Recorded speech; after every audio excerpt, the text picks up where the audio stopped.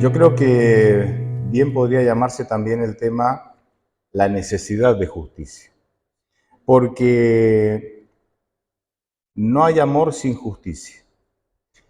Hay una frase muy escuchada que la hemos pensado nosotros, la hemos dicho nosotros y la escuchamos de otras personas, y es, si Dios es amor, ¿por qué pasan cosas malas? ¿Vieron? Ustedes conocen la frase, es una frase muy antigua y sigue siendo actual y la gente se seguirá preguntando estas cosas, y posiblemente nosotros también. Pero esta frase, este reclamo, asume la idea de que el amor debe motivar a Dios a hacer justicia en este mundo. O sea, si Dios es amor, ¿por qué pasan cosas malas? Es decir, si Dios es amor, Él tendría que ejecutar justicia para que dejen de hacer cosas malas. O sea, esta misma frase nos lleva a la idea de que, o esta frase asume la idea de que Dios, porque es amor, tiene que ejecutar justicia porque el amor no puede permitir que pasen cosas malas o no puede quedarse, vamos a decir, de brazos cruzados cuando pasan cosas malas. Y en línea con esta frase, con esta idea, con este concepto, la justicia divina es la respuesta apropiada es la respuesta apropiada del amor al mal y a la injusticia. Repito, la justicia divina es la respuesta apropiada del amor al mal y a la injusticia. La Biblia en varias ocasiones, yo he leído un solo texto, pero en varias ocasiones nos muestra una íntima relación entre los principios del gobierno de Dios, entre estos dos principios, entre el amor y la justicia. Hay un salmo muy lindo que es muy conocido, Salmo 85:10. Yo lo voy a leer en una versión moderna, me gusta como lo dice aquí, pero el mensaje básicamente es el mismo de la versión tradicional. Salmo 85:10 dice: el amor y la lealtad, la paz y la justicia sellaron su encuentro con un beso. Fíjense cómo acá el amor, la misericordia, la paz, la lealtad y la justicia dice que tienen una íntima comunión a tal punto que, dice, se besaron, que tienen una íntima relación entre ellos, ¿verdad? Entonces, el amor no descarta la justicia, al contrario, el amor sin justicia no sería amor, y Dios tiene esa capacidad de equilibrar perfectamente estos atributos de su carácter, ¿no? No existe amor sin justicia y al mismo tiempo la justicia proviene del amor. Hay un tercer pasaje que quiero mencionarles, y con una curiosidad que escuché, yo ya la conocía de antes, pero la escuché en algunos comentarios de la escuela sabática de esta semana, y el pasaje que también es un pasaje conocido es Éxodo 34, 6 y 7. Jehová, Dios fuerte, misericordioso y piadoso, lento para la ira y grande en misericordia y verdad. Hay varias expresiones en la Biblia que cuando se traducen a nuestro mundo occidental han tenido que ser adaptadas. O sea, si se tradujera literalmente, no las terminaríamos de entender porque obviamente la Biblia fue escrita para un pueblo hebreo con mentalidad hebrea y con una cultura hebrea, ¿verdad? La frase que es lento para la ira en nuestras Biblias, que es correcta, en hebreo significa de nariz larga. Es muy interesante esto. O sea, si uno leyera así literal, arranca diciendo Jehová, Jehová, Dios fuerte, misericordioso y piadoso, de nariz larga y grande en misericordia y verdad. Claro, si lo tradujéramos así, como está literal en el hebreo, no lo entenderíamos. Lo que pasa es que esta es una expresión cultural de la cultura hebrea, en donde cuando una persona se enoja, ¿no? Se va poniendo colorada, y lo último que se pone colorado, ¿qué es? La nariz. Entonces dice que Dios es de nariz larga, porque tarda tanto en enojarse, ¿sí? Es tan lento para enojarse, que tiene la nariz larga, y como que, entonces al tener la nariz larga, demora mucho en que la punta de su nariz se ponga roja. Así lo entendían los hebreos, y entonces cuando escribieron esta parte y otras, porque esta frase se repite en varias partes de la Biblia, ponen a Dios como de nariz larga, ¿verdad? Menos mal que lo tradujeron lento para la ira, porque nosotros no nos hubiera sido difícil entender. Y esa es la primera frase que quiero destacar, ¿no? El Antiguo Testamento en muchas ocasiones presenta a Dios como un Dios que es lento para enojarse. Por eso llama la atención como hay personas que hablan de un Dios que es como que vive enojado. Cuando leen la Biblia les da esa impresión, cuando la Biblia menciona que Dios es un Dios lento para enojarse. Y la segunda frase que quiero destacar de este mismo pasaje que leímos de Éxodo 34, 6 y 7 es, el segundo detalle es con la misma frase, dice, lento para la ira y grande en misericordia y verdad, es que Dios se hace lento. Porque la misericordia conlleva que vos te hagas lento. Si querés ser misericordioso, necesitas tenga que hacerte lento. Nosotros es muy fácil relacionar la rapidez con el enojo, ¿o no? Es impulsivo, ¿sí? O sea, tenés el clavo en la mano y le decís a tu hijo, clava el clavo, y tu hijo en vez de darle al clavo, le da al dedo, a tu dedo. Hay un impulso inmediato, rápido, casi automático, que no es que es hacia la misericordia o es hacia el enojo.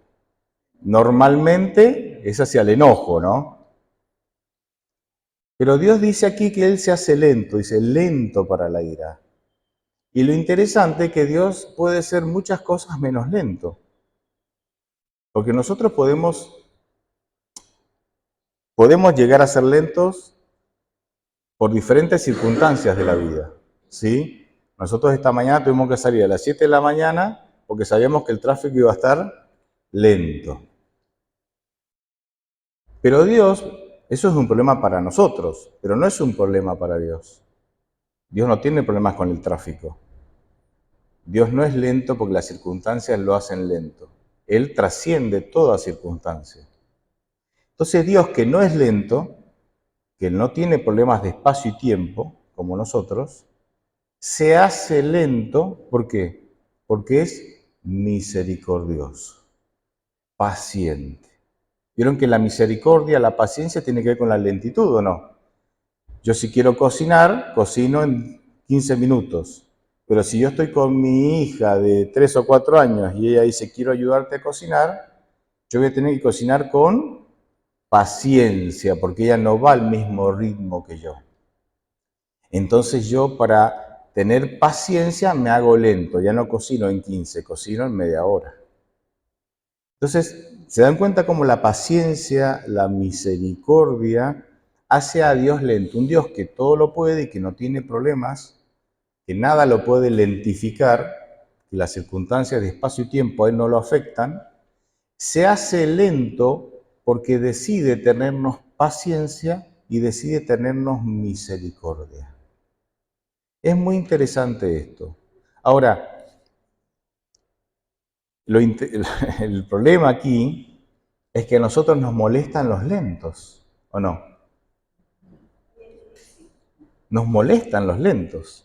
O sea, vos estás en la caja, no sé, del supermercado, en la fila del banco o en el tráfico y ves que alguien es lento por lo que sea, ¿me entienden? Por la razón que sea. Porque no entiende, porque pregunta mucho, porque perdió la tarjeta, no sé. Y nosotros nos alegran los lentos o nos ponen nerviosos, ¿me entienden, no? Nos ponen más los lentos. O sea, y Dios es lento. Y Dios es lento. De hecho, muchas veces creemos que Él es lento o que se comporta, ¿por qué? Porque no me responde a la velocidad que yo creo que me tendría que responder. Más allá de que me responda como quiera o no, por ahí no me responde a la velocidad, ¿no? Y a veces pasamos mucho tiempo pidiendo algo y Dios un día nos contesta, pero digamos, a su tiempo. Pero los tiempos de Dios a nosotros nos parece lento. Nos parece que Dios es lento. Así que Dios se hace lento para ser paciente y misericordioso conmigo, pero a mí me molestan en general las personas lentas. Y eso ya genera una fricción, un problema en mi relación con Dios. Cuando yo lo pienso bien y lo analizo, tengo que decir gracias, Señor, por ser lento. Imagínense que ante cada pecado mío, Dios reaccionara como yo reacciono cuando me enojo, cuando alguien me hace algo, ¿no? Imagínense que Dios fuera tan explosivo, tan así, tan rápido a enojarse, como cuando alguien me hace algo a mí. ¿Estaríamos? No estaríamos. No estaríamos. Nosotros tenemos que agradecer que Dios es lento, porque eso quiere decir que es paciente, que ha decidido ser paciente y misericordioso. También notamos, y creo que este sería el cuarto punto que quiero destacar, que la justicia se manifiesta muchas veces, y esto es necesario, que a veces pasa así, mediante el enojo. Porque la Biblia no dice que enojarse es pecado.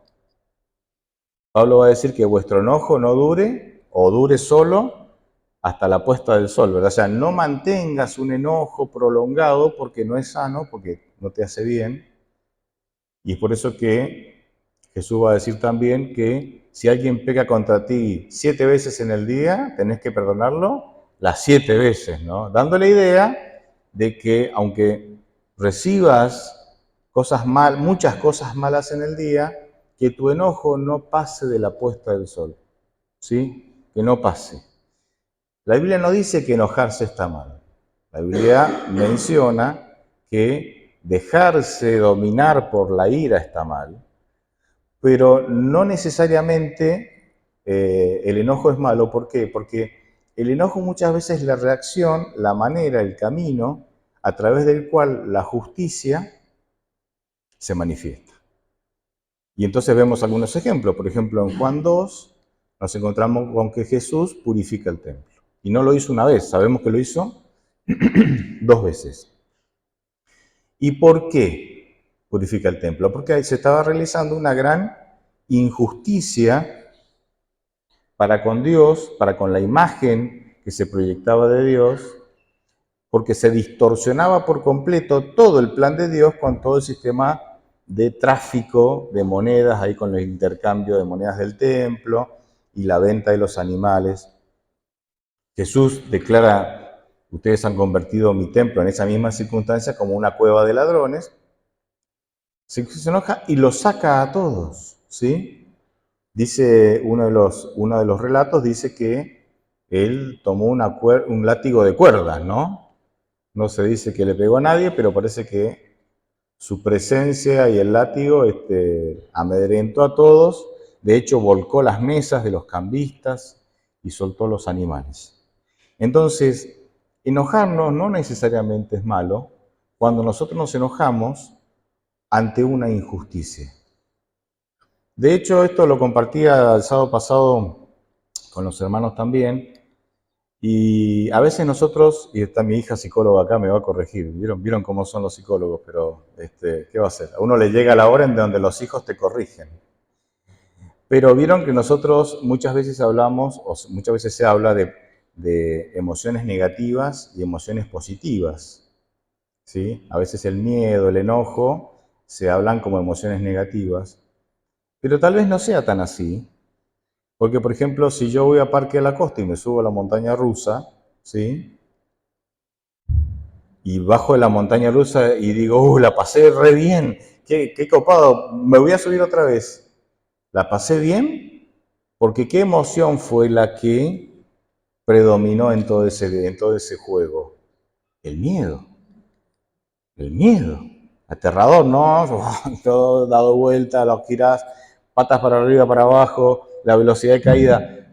Pero ese miedo nadie lo ve como algo negativo. O sea, te divertiste porque era un juego, ¿sí? Que te generaba miedo y adrenalina, ¿sí?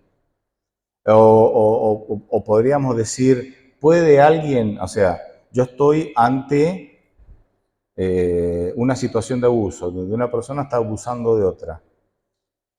¿Puedo decir que el enojo que siento por esa situación es pecado? No, ¿me entienden? De hecho, el enojo es esta emoción que me va a motivar ¿a qué? A actuar para intentar ayudar a la persona que está siendo abusada. Entonces, tal vez no tendríamos que hablar de emociones negativas y positivas. Todas las emociones, ¿sí?, tienen su lado bueno o son útiles en el momento correcto, en la circunstancia correcta, ¿sí? Estaría muy mal que yo estuviera muy feliz, muy gozoso y riéndome a carcajadas en un velorio. ¿Y quién va a decir que la risa y el gozo está mal? Todos van a opinar que está bien, pero en esa circunstancia es totalmente desubicado, como es ¿me entienden? Entonces, cada emoción todas las emociones son positivas cuando están en las circunstancias correctas, ¿no? Cuando se manifiestan en las circunstancias correctas. ¿Por qué digo esto? Porque en la Biblia se menciona que Dios se enoja, sí, bueno, acá Jesús se enojó, ¿verdad? Y los echó del templo, ¿sí? Pero vemos en otras partes que Dios se enoja. Y no es raro, o sea, si nosotros vemos injusticias, imagínense todas las injusticias que ve Dios y con las cuales tiene que lidiar. Sería extraño que Dios se enoje ante la injusticia. No, es más, es bueno, digamos. A mí me preocuparía un Dios que ante la injusticia no hace nada. Al contrario, es bueno. Y si esto lo combinamos con que Él es amor, entonces la manera en que Él manifiesta la justicia es justamente la mejor manera. Y en eso tenemos que confiar, ¿no? En eso tenemos que confiar. Dios ama la justicia y odia el mal. Dios ama la justicia y odia el mal. Y quiero leer dos textos. Una está en Isaías 61:8, la primera parte del texto. Y en esta primera parte dice Isaías 61:8, yo el Señor amo la justicia y aborrezco el robo y la maldad. Y Salmo 82 del 2 al 4 también es muy interesante, hay muchos textos que hablan de esto. Dice, ¿hasta cuándo ustedes juzgarán con injusticia y tratarán como inocente a los impíos, a los malvados? Defiendan a los pobres y a los huérfanos, hagan justicia a los afligidos y a los menesterosos, liberen a los afligidos y a los necesitados, pónganlos a salvo del poder de los malvados. O sea, Dios ama la justicia, aborrece la injusticia, Él no actúa así y nos pide a nosotros que actuemos como Él. Fíjense que en el Salmo 82, y esto es un tema, cada uno sabrá cómo aplicarlo, ¿no? Y si no hay que pedir sabiduría a Dios. Dios dice que no nos podemos o no deberíamos quedarnos sin hacer nada ante la injusticia. Dice, liberen a los afligidos. A nosotros nos manda a liberar. Y a los necesitados. Pónganlos a salvo del poder de los malvados. A nosotros nos pide que seamos instrumentos para que eso deje de pasar, ¿sí? Y obviamente dice, hagan justicia a los afligidos y menesterosos, defiendan a los pobres y a los huérfanos. Dios nos llama. En el cristianismo hay una línea justiciera que es bíblicamente, que tiene apoyo bíblico, en donde yo como cristiano no solamente tengo que creer en estas cosas, sino que también tengo que hacer lo que está en mis manos para evitar ciertas situaciones injustas. Y a veces, tal vez, los cristianos estamos como muy quietos con esto. Tal vez estamos como no me pasa a mí, no me molesto, no me ocupo.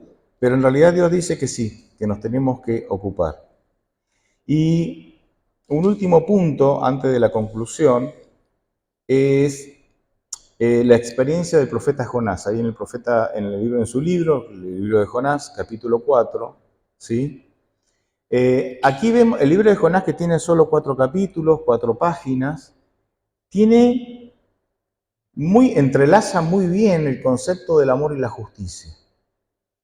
La justicia se ve cuando Dios manda a Jonás con un mensaje.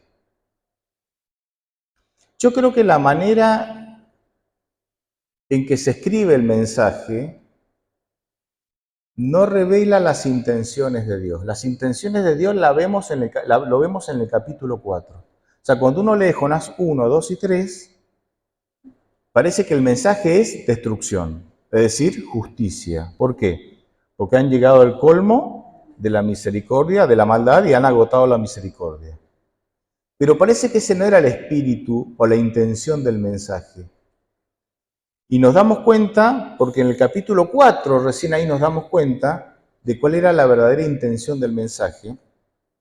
Y ustedes saben lo que pasa cuando Jonás predica, ¿sí? Que en determinada cantidad de días, si no, ellos no cambian, ¿sí? No toman decisiones en favor de Dios, en favor de su salvación, si no dejan sus malos caminos, serán destruidos. ¿Sí? Ese era el mensaje.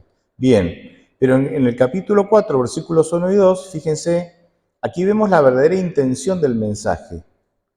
Pero Jonás se quedó muy disgustado y se enojó. ¿Por qué? Porque los ninivitas respondieron al mensaje y no fueron destruidos. Entonces Jonás oró al Señor y le dijo: «Y bien, Señor, ¿no es esto lo que yo decía cuando aún estaba en mi tierra, en Israel?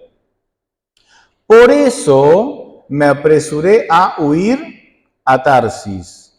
Yo sabía que tú eres un Dios clemente y piadoso, lento para la ira y grande en misericordia, y que te arrepientes del mal». Es decir, el mensaje de Dios para los ninivitas era un mensaje de misericordia. Jonás lo sabía, y porque, fíjense, acá se revela la razón de por qué Jonás huye. O sea, en el capítulo 1, Jonás huye y no dice por qué huye. Jonás huye de la presencia de Dios porque conoce a Dios y sabe que Dios es misericordioso. De paso, acá hay un plus, ¿no? Un asterisco, y que justamente el conocimiento de Dios a veces te aleja ¿de quién? De Dios. El conocimiento que Jonás tenía de Dios lo alejó de Dios y de su obra. Porque como yo sé que eras misericordioso y que seguramente los ibas a perdonar, entonces preferí huir a Tarsis, porque te conozco. Es cierto que hay personas que pueden perderse por no conocer a Dios, pero otras pueden perderse por conocer, porque el conocimiento de Dios sin la actitud correcta es una maldición. El conocimiento de Dios sin la actitud de cumplir con la voluntad de Dios es una maldición. Y lo vemos en el caso de Jonás, por ejemplo. Entonces, el caso de Jonás y los ninivitas equilibra perfectamente el concepto de justicia y de amor. Chicos, ustedes han llegado a un punto, les dice Dios a los ninivitas por medio de Jonás, en donde han llegado al colmo de su maldad y la medida de gracia abundante que les he dado, la han agotado. Pero todavía hay una posibilidad. Y es que si ustedes deciden cambiar, hay amor y misericordia a disposición de ustedes, hay paciencia a disposición de ustedes para que ustedes puedan volver a empezar. Justicia y amor, justicia y amor. Perfecto. Y lo bueno es que este pueblo que tenía muchos dioses, ¿sí?